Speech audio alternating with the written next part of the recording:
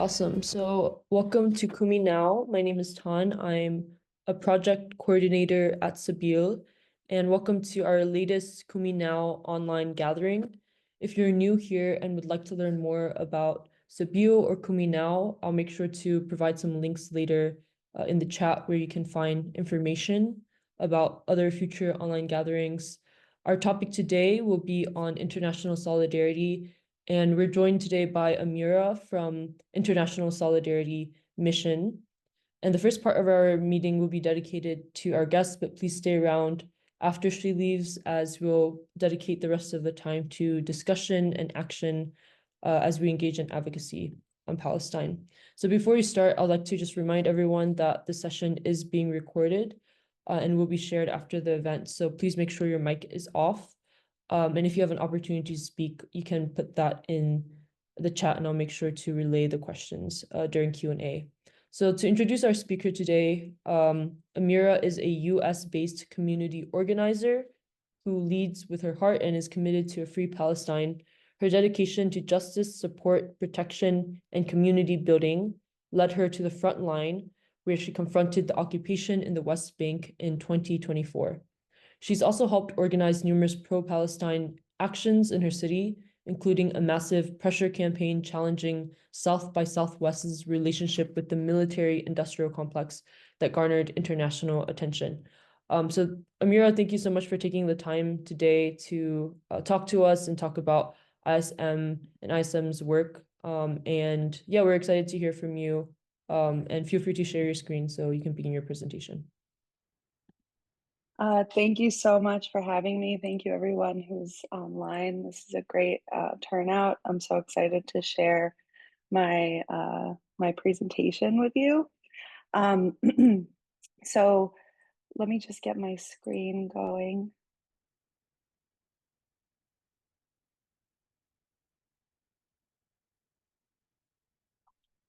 Okay, how's that look? Good. And then Yeah, great.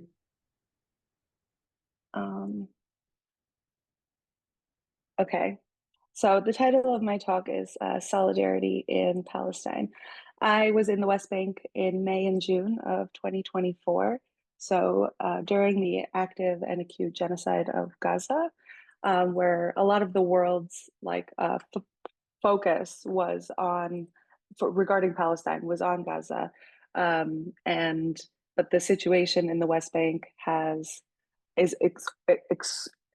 it's extraordinarily violent and really needs some more eyes on their situation.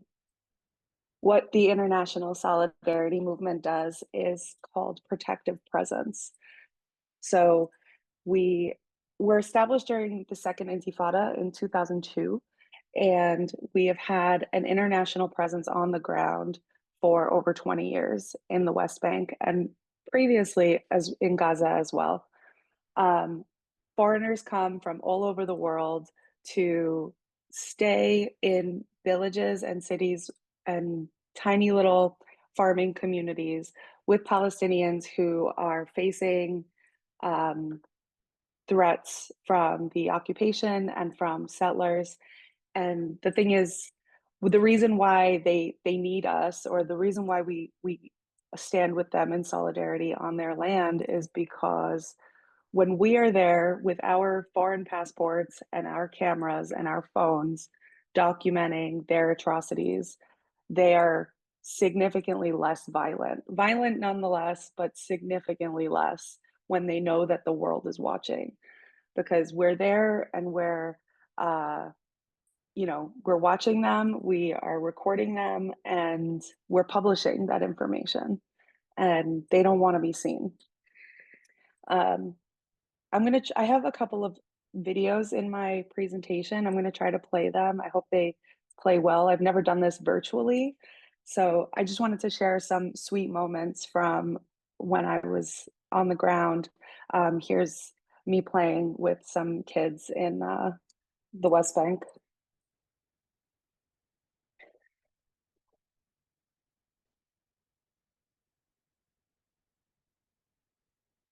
Um, So you may have heard of Ayşenur Ezgi Egi, who was a Turkish American citizen who was volunteering with the International Solidarity Movement in September 2024. She was at a demonstration outside of an illegal outpost settlement in Beta on a Friday where she joined the community in prayer and then stood in solidarity as they resisted the occupation. 30 minutes after the demonstration was complete, the IOF shot Aishinor in the head. She was 26-year-old um, graduate from University of Washington in Seattle, and she was extremely passionate about uh, uh, Palestine and human rights in general. And this was a really tough uh, blow to our organization and to our community and to um, the work that we do in Palestine. So I like to start all of my presentations with a moment of silence because um, we have lost so many people in this struggle for Palestinian liberation. So if you could join me in reflecting in their memory.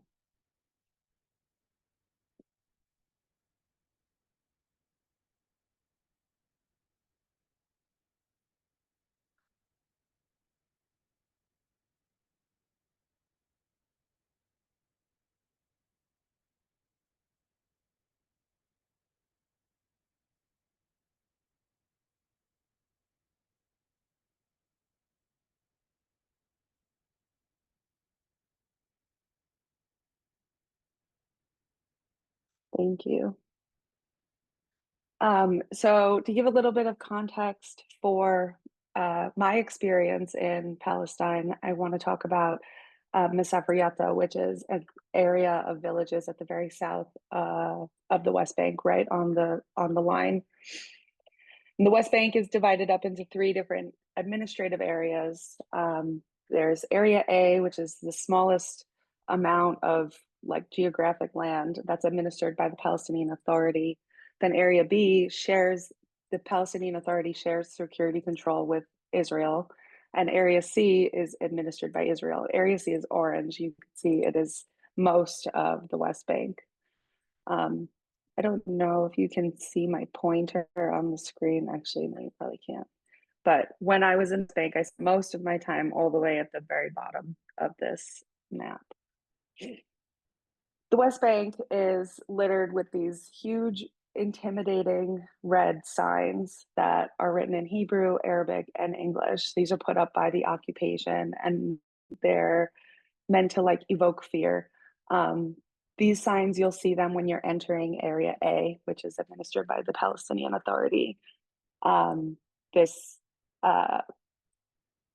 they say that it's dangerous to enter Area A for Israelis, but really, it's quite the opposite. The sign should really be facing the other way, letting Palestinians know that when they, if they have to leave, that they're going to be facing um, life-threatening situations when they deal with the occupation.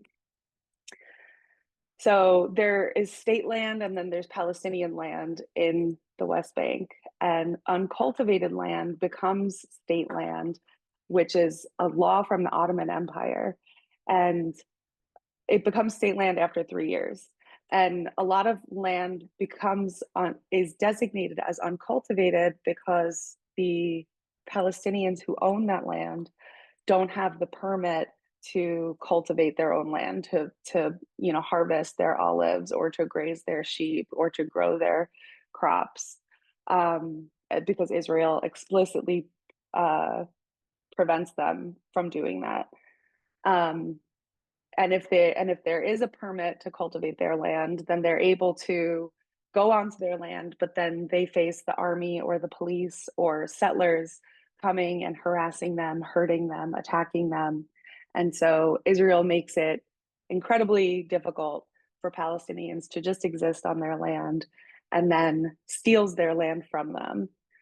They draw maps on the fly, the occupation. They'll draw a map on the back of a takeout bag and say, this is where you're not allowed to stand anymore.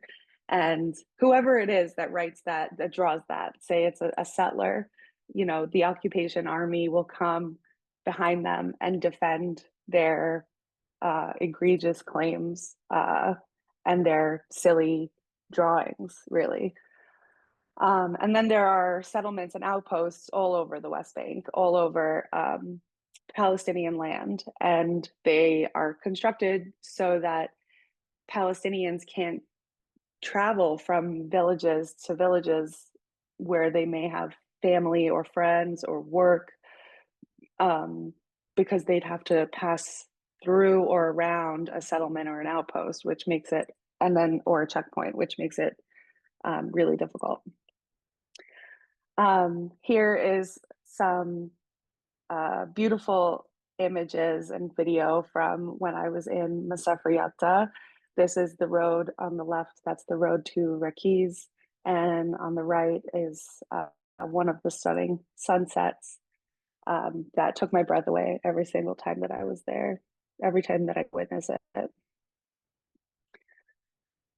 Um, so Palestinians have been facing ethnic cleansing and expulsion since 1948, since the Nakba. So we're going on 77 years in May of this year. Um, and since the 80s, the West Bank has been 20% of the West Bank has been declared a firing zone, which is where military can practice. And firing zone 918 is where I spent most of my time, and that is Masafriata. And in Masafriata, there are 215 households, over 1,000 people, more than half of them are children. And most of the homes have several demolition orders on them, which means that at any time, without any warning, a bulldozer can show up and destroy everything a family has. Um, and yeah, in 2022, an Israeli court ruled that there were no legal barriers to expelling Palestinians from their land.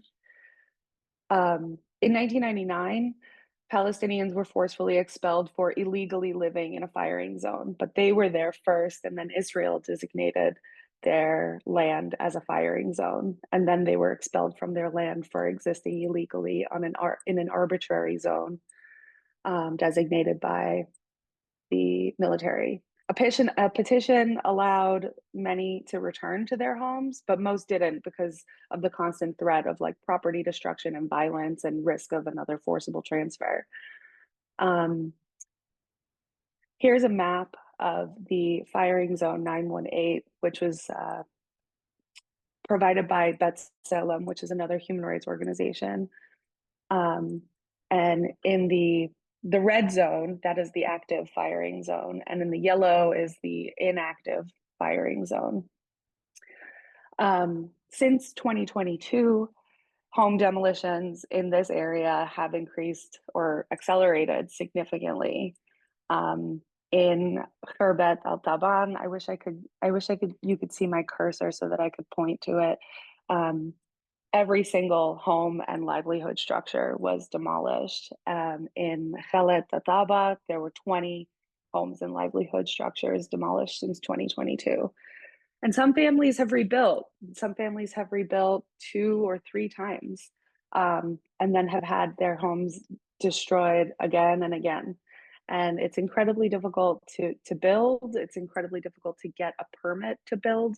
Israel denies 95% of permit applications that are submitted. And it's also really expensive. And residents in this area are some of the most vulnerable residents in Palestine. They're because of the um, apartheid and oppressive structures that are in place, they're highly dependent on humanitarian aid. And because of the way that the settlements and outposts are scattered among their villages, they're under constant threat. Um, they live in a constant state of fear. Um, there's nonstop harassment. settlers and the occupation will, poison their wells, set fire to their cars or their homes. They steal from them, and just basically disrupt their lives in general. Uh, there are many tools of the state that help Israel carry out their ethnic cleansing campaign. You have the settlers, who are people from all over the world that come and view the Palestine as like the new frontier, where they can go and they their thing is a land without a people for a people without a land, but there are people there, of course. Um, and so when I was there, I'm originally from New York. I ran into someone that had a hat on that was from a town in Long Island, not far from where I grew up, and I was just like, "What are you doing here?" And then there are the occupation soldiers, and then is settler militia, and settler militia will are they're often reservists, and they'll dress up as army. They'll dress up in fatigues, and they're armed and they're dangerous, and they act as if they have the authority of the army.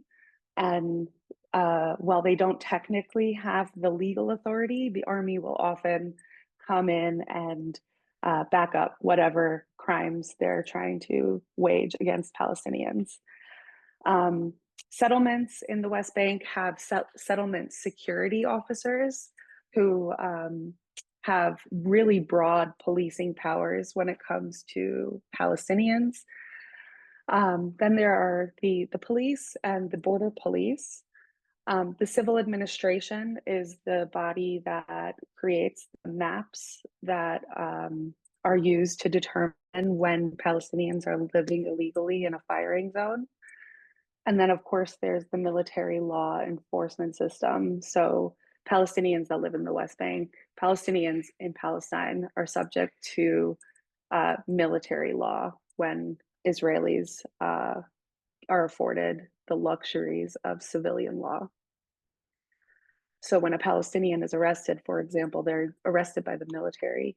If an Israeli or a settler was arrested, they're arrested by the police, and they're eligible for a fair trial and so on and so forth. Whereas Palestinians are subject to being held in administrative detention for forever. They could indefinitely extend their sentence without even any charges.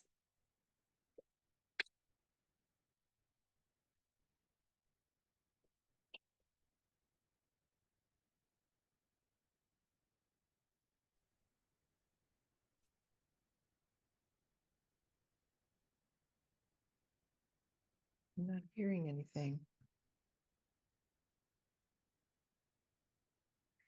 So this is a settler soldier, who's part of settler militia coming to Palestinian land to harass us, telling us that we can't be here, that we have to go to Gaza or Taiman. Taiman is the prison where Palestinians, where I mean, it has been published research and evidence of Palestinians being tortured in there, being raped, coming out, being released from Taiman looking like shells of the humans that they once were.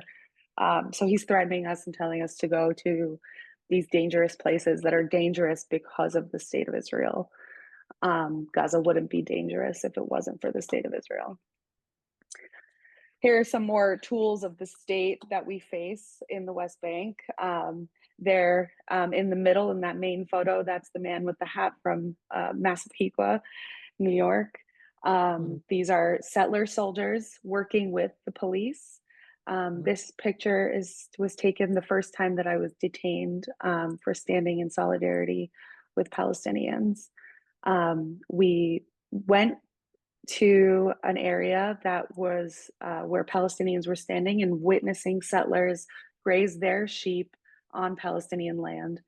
And so we stood there to witness it and record.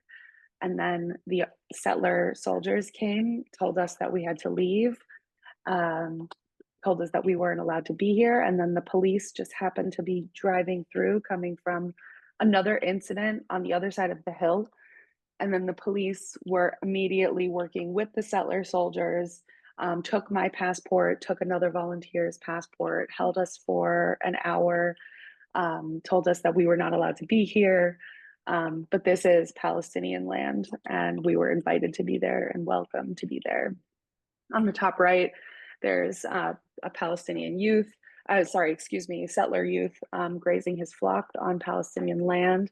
And then on the bottom, you can see an army truck driving through a village. They had just left the mosque, which is just behind from where the picture was taken. And this is a daily occurrence. They are constantly patrolling Palestinian villages. They're constantly harassing the residents. You can see a child leaned up against the wall there, just hanging out, just living their daily lives. Having to face this kind of harassment is insane. On the right here, there's a settler driving his ATV through Palestinian land.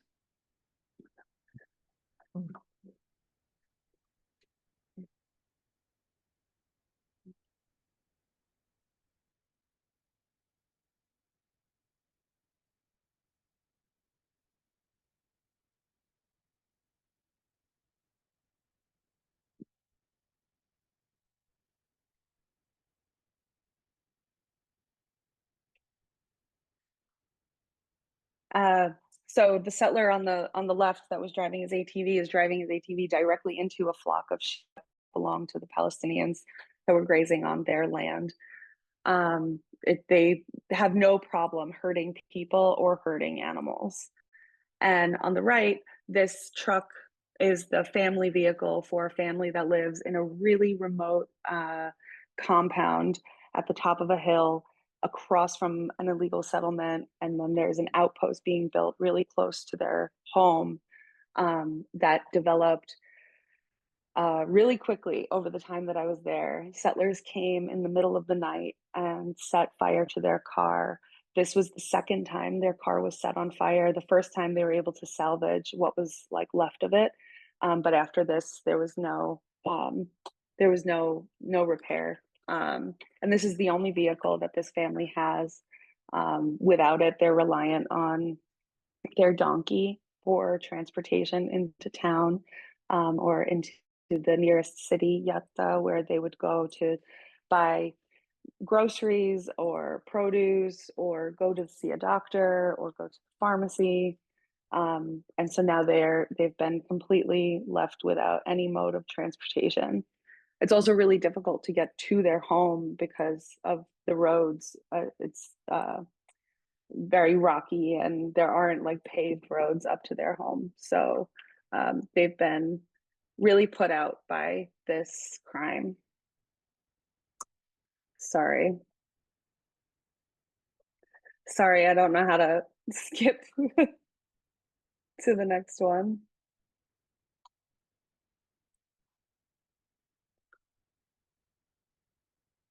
Sorry about that. This is the aftermath of the fire that you saw in the previous slide, and these are pictures from their home. Settlers came to their home one day in May 2024. They walked in, they demanded coffee from the Palestinians that lived there. They sat down on their sofas outside of their home, lit cigarettes, and just occupied this home. And they're terrifying. There are children in this house, and they are asked to leave, and they don't leave. They tell the Palestinians that they need to leave.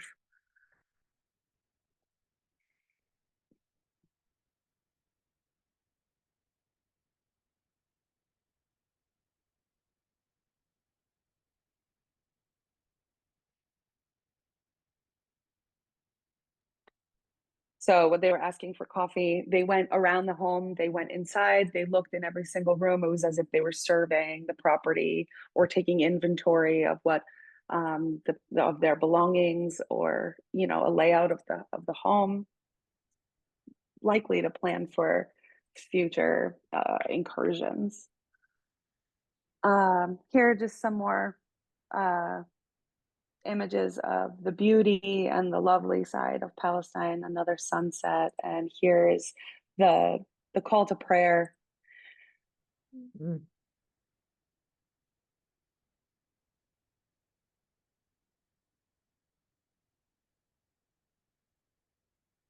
Mhm.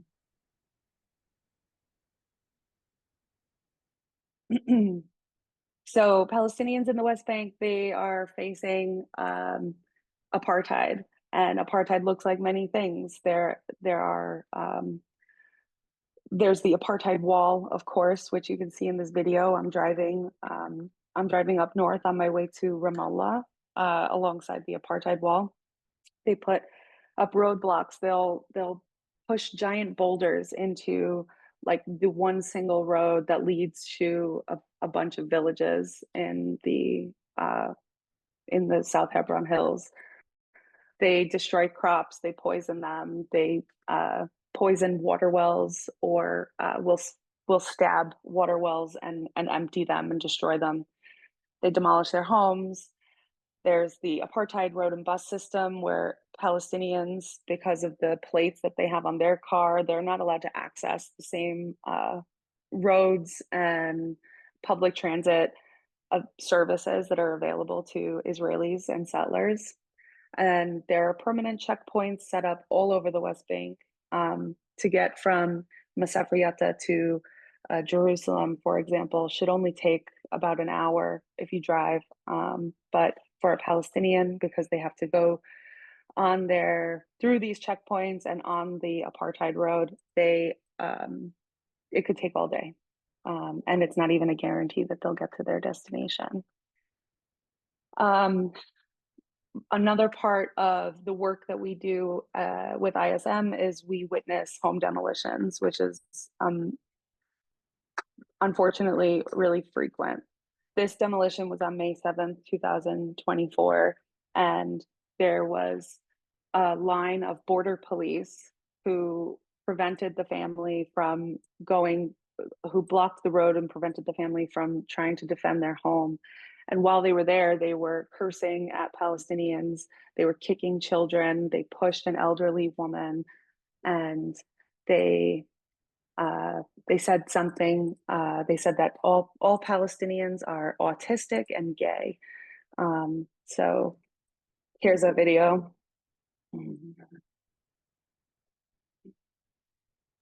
Amira, I think we haven't been able to hear the audio, so if you have audio on this, let me know if you can share it.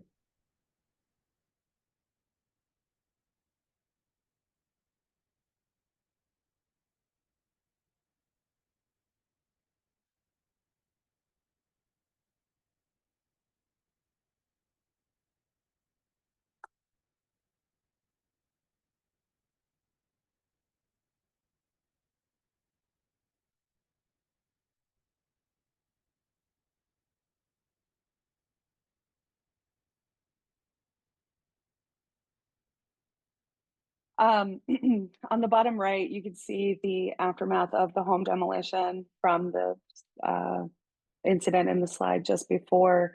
In the main photo, this is another point of apartheid. These are women who are who have permits and can go to Al Aqsa Mosque in Jerusalem, and they want to go and pray during Ramadan, and they were denied entry at the checkpoint. And so they stayed at the checkpoint and they prayed there. And while they prayed, the army pointed their guns at them.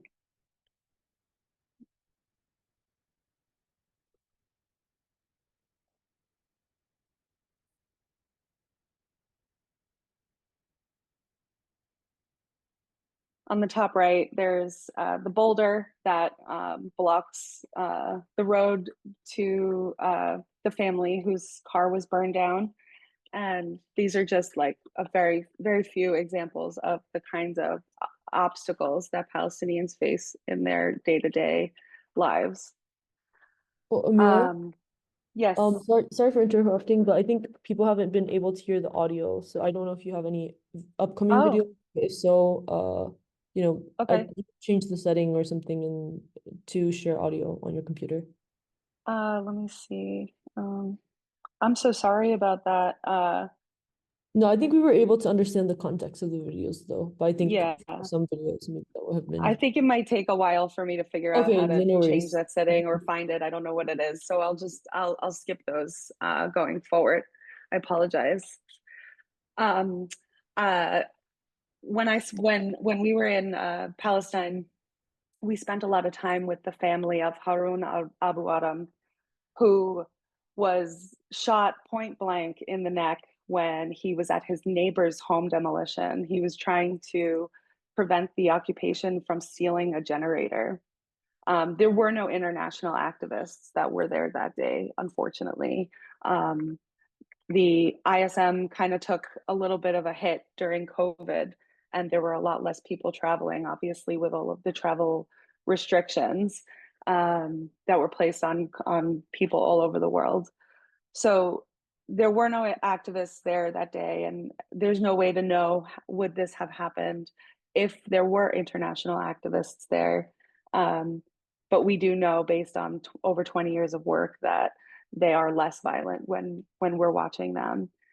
Um, Here is just a screenshot of Harun's mother sharing with me how important it is for us to come and share the story of her family. Um, Harun was shot in the back of the neck and he was paralyzed from the neck down. And for 2 years, he lived on the floor of his family's cave. And they were living in a cave because a year before Harun was shot, they demolished his home. And so for 2 years, his mother and his sisters took care of him while his father went to work every day. And in February 2023, Harun took his last breaths. Um, it was really difficult at the end of his life getting to the hospital for treatment or to see a doctor at all. Um, they would often go through these checkpoints and be turned away, and he wouldn't even be able to access the life-saving treatment that he needed. This is a video of the of when Harun was shot. I will spare you. It's quite difficult to see. But here's Harun and his sister in a really lovely photo before he passed away. Here's some nicer content. Here's a family that I stayed with quite a bit. They are posing with hearts, showing us, me and the other volunteer that we were with, that they love us. On the top right, the eldest son, who's been taken out of school to support the family and their shepherding efforts, is wearing the sheared wool of one of his sheep. And on the bottom, you can see a Palestinian man with two other volunteers, international volunteers, sitting on the second level of his home, kind of patrolling the area. He lives on the very edge of his village, and there's an illegal outpost right next to his home. And he is harassed every single day. So he spends most of his days up here in the unfinished level of his home, watching out for settlers and for uh, the occupation. And what the international activists will do is we'll just go and sit with him and just wait and hope that nothing will happen. This level of his home is unfinished because there is no permit available to him to allow him to finish the construction. And this is how many people are forced to live in the West Bank. So the kind of the some of the obstacles that international activists face in Palestine is that Ben Gvir, the national security minister of Israel, uh, formed a task force to target activists. They designated us as violent anarchists, and they accuse us of like provoking. the IOF, and their goal is to get rid of us. Their goal is to get us out of Palestine so that they can do their bidding, their dirty work, without any international coverage. They know that mainstream media is not going to cover what they do or report on what they do, and Palestinians rely on grassroots efforts like ISM to share their story and share their truth with the world. Here is a picture from the second time that I got detained. This man is holding my passport while the other soldier is taking a photo of it with his personal phone. What he did with that information, where that information lives today, I have no idea. The man who's holding my passport is also the driver of the white vehicle that you see in the two photos on the side. Here he is driving through a different village, just patrolling and harassing and intimidating the families that live there. Just after October 7th, this man went to a Palestinian's home and kidnapped the father, covered him with a blanket, beat him up. And while the wife recorded this incident with her phone, they took her phone, they smashed it into a million pieces, destroyed all of the evidence, and then they arrested the father. The Palestinian family, they were not doing anything. They were just living in their home. They were just existing. And this man has been a really scary person to kind of deal with and face. From this very first day that I met him, when he detained me, he followed me every single place that I went in the West Bank. I even had to run away from being chased by one of his drones. I'm sure that the occupation has plenty of content of our faces and maybe our identities. And they're trying to make solidarity work impossible. They're trying to scare us away. But we persist. ISM persists, just like the Palestinian people do. Samud is the Arabic word for steadfastness, and there is no people on earth with more samud and resistance and joy than Palestinians. In the top right, top left, sorry, these are the tents that were constructed after the home demolition that I witnessed. This is where the Palestinians, that Palestinian family decided to stay, and this is their land. They're not going anywhere, whether they have their home or not. This is them staying, resisting. This are another family laughing with me and the father. This is actually the family who the story I just told you about, where the father was kidnapped and beat up with a blanket over his head. This is after that incident, not immediately after, but they still find ways to persist and be joyful and be happy with their families. On the bottom, that's just a picture of me and another activist at a demonstration in Ramallah on Nakba Day, which is the anniversary of the Nakba in May.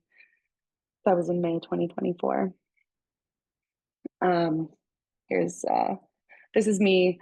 This actually is a really lovely video. I wish I could share it with you, because the children are singing a song about Arab pain and Arab resistance and feeling left behind by other Arab nations. And these children are 10 and 12 years old, and this is what they sing about. These are the songs that are stuck in their head. They sing about the pain of their people. And it's just lovely. I wish I could share it, but if you can't hear it, I'm sorry.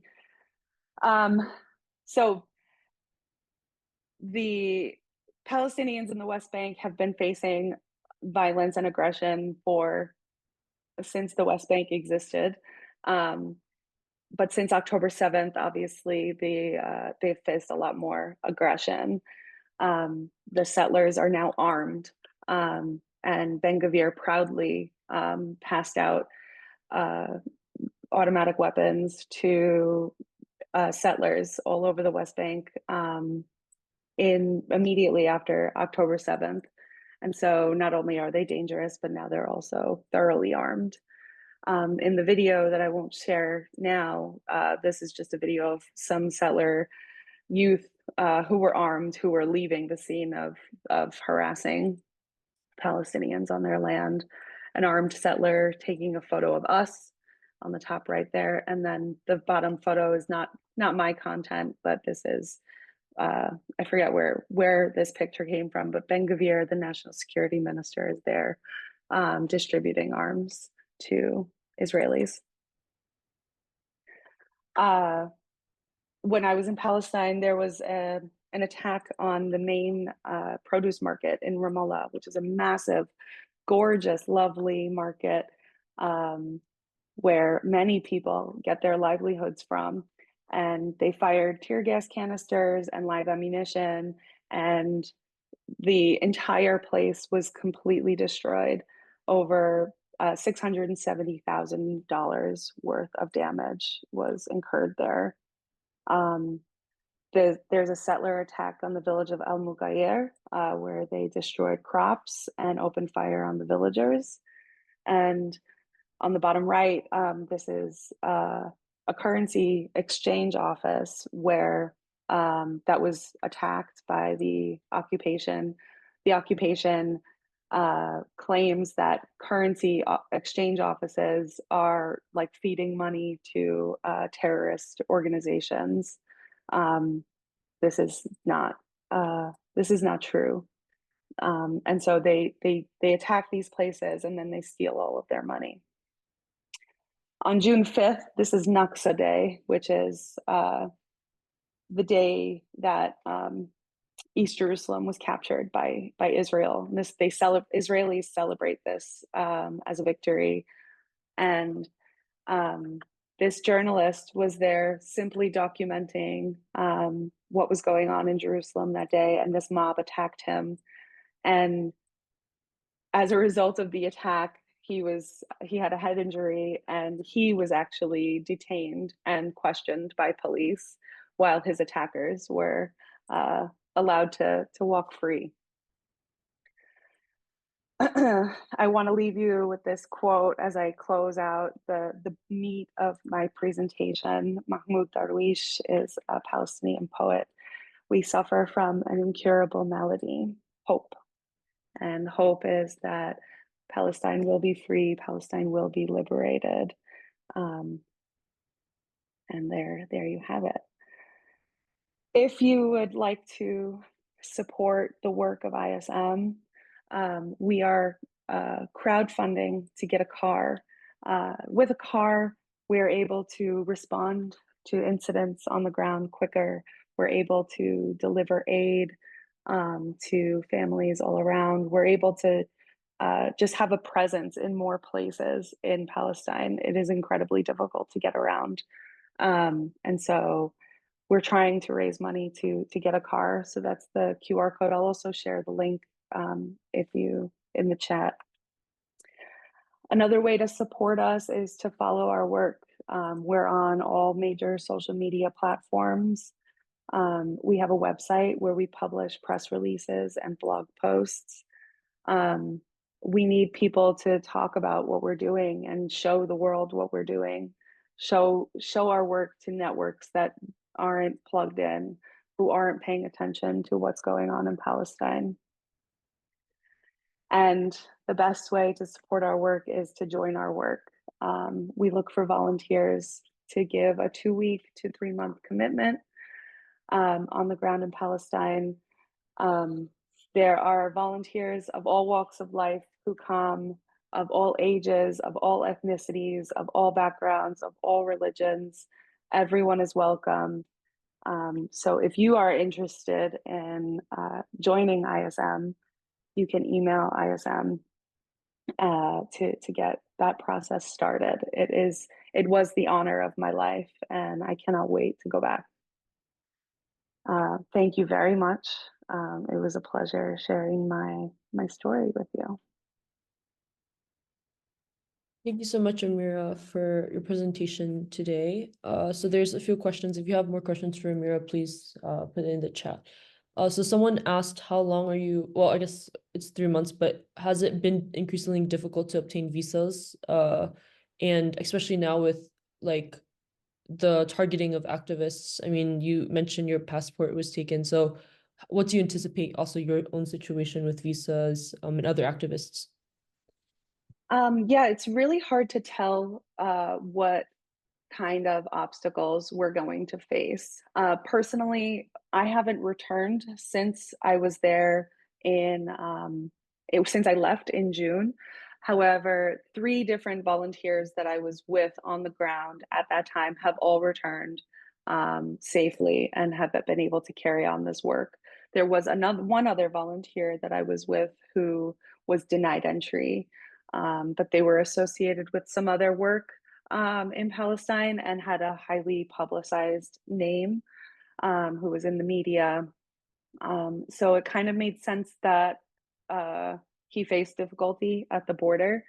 Um, I'm not exactly sure what the visa process is these days. So I don't want to say anything incorrect. I was able to get a visa on arrival with my American passport. I crossed into the West Bank from Amman. I was in Amman, Jordan, and then I took the King Hussein crossing to get to the West Bank. Um, and it was really scary. I was really scared to cross the border. You know, I'm an activist at home. I am very passionate about Palestine, and so you know, we take certain measures to kind of protect ourselves. I had shut down all of my social media. I reset my phone. I wasn't traveling with any visible support of Palestine. I didn't have a kafia in my bag or anything like that. And I I was a tourist for all intents and purposes. And are there other campaigns that are happening also in Mr. Faryata as well that like for international audience we can follow or know more about? Yeah, there's Youth of Sumud, which is an account that you can follow.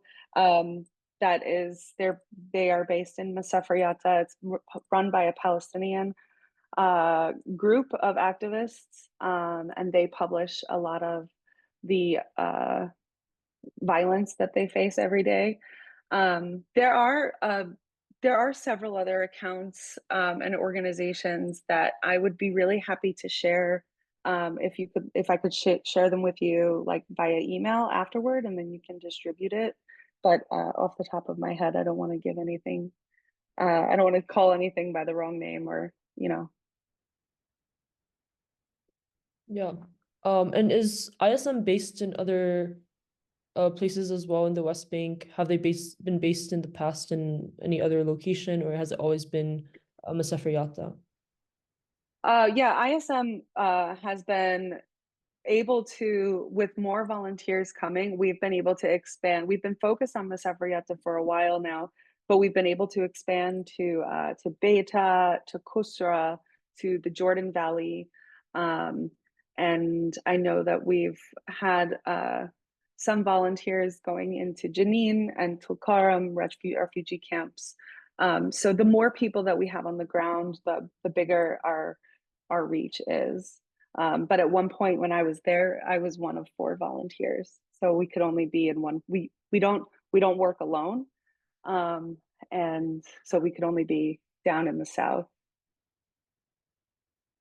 Amazing. And I wanted to hear also a little bit more about what international solidarity looks like for you and the people at ISM.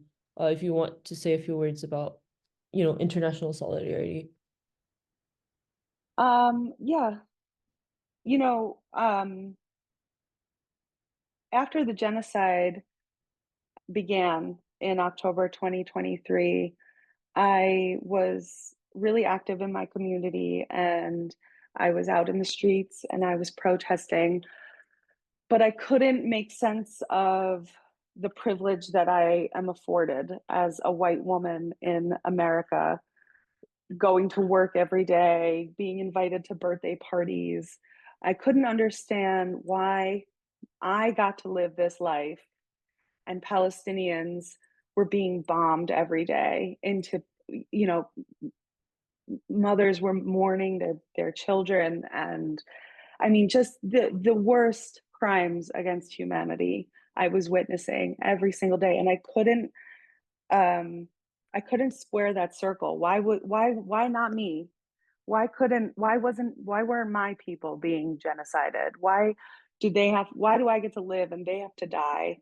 Um and so I wanted to go to Gaza. I wanted to be in solidarity with Palestinians who were facing the onslaught of occupation, bombardment, because I didn't feel like my life was worth anything if I wasn't putting it on the line to protect people who the world has abandoned. And I think that a lot of volunteers who do this sort of work feel the same kind of level of, guilt, and want to use their privilege for something really meaningful. Yeah. Sorry, I think that was a little intense. I'm sorry. No, thank you so much for sharing that. And someone asked if ISM is also like based in the US in terms of like having a nonprofit status or tax ID in the US. Um, no, we don't have a nonprofit status or tax ID here.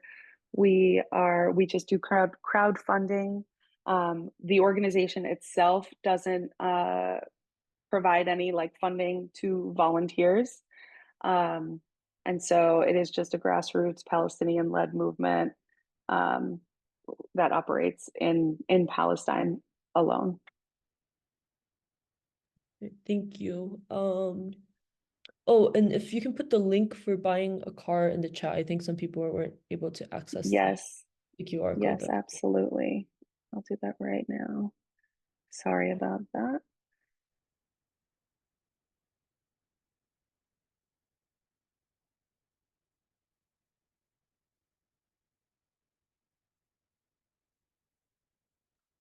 Someone also asked if you work with EAPPI, which is the Ecumenical Accompaniment Program from the World Council of Churches. They also do similar witnessing and reporting.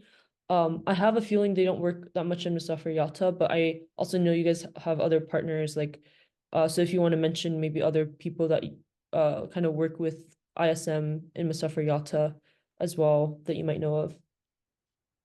Yeah, there are other organizations like I've never heard of the one that you just mentioned, but um, there is one called CPT, which used to be, I think, Christian Protective Teams, but now it's like the name has changed to Community Protection, something like that.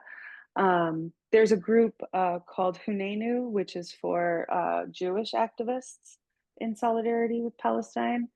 Um, and then there's an Italian organization called Operation Dove that is just Italian, mostly Italian speaking.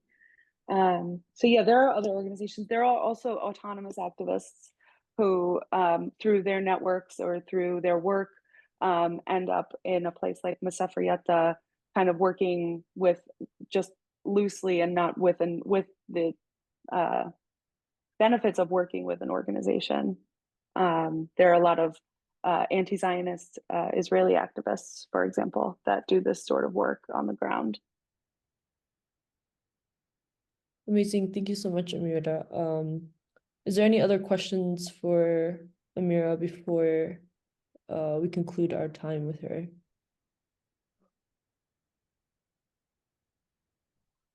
Okay, so I don't see any other questions. Maybe one or two might pop up soon, but thank you so much, Amira, for sharing all the pictures and videos. It's important to, I mean, I think a lot of people here know what's going on in the West Bank or vaguely know in terms of current updates, but it's always important to have that microcosm of what's happening in, very specific areas and witnessing, what's going on a daily basis. So this is really important. And thank you so much for your solidarity and your work in Mustafa Yata, and we hope, you'll be able to go back and continue your work. Some people also, I think, I just wanted to mention that Reverend Fahed, who's a attendee of most of Sabil's events, has put his email. I think he's based in Atlanta. If you want to do the same presentation, so you can email him. And if you want to put your email down too, if anyone wants to invite you to do other presentations about ISM. So thank you so much for the updates and everything. Thank you so much for having me. There's a lot of the chat that I've missed, so I'm going to drop my email address in here. Feel free to contact me. I'm happy to give this presentation anytime. Thank you so much for being here and for listening to my presentation. I hope you have a wonderful day and free Palestine. Thank you, Mira. Take care. All right, so if anyone needs Amira's, I don't know if she was able to put it in the chat, but I can put this in the chat if anyone wants to contact her. In the meantime, I know we have a little bit, very little time together left, but I would love to open the discussion for any actions or activities that are happening in your communities. We have the kuminow.com/action website, so you can visit that, although we need to update it for next week. So yeah, thank you everyone for coming, and feel free to raise your hand if you want to say anything, and we can have a discussion.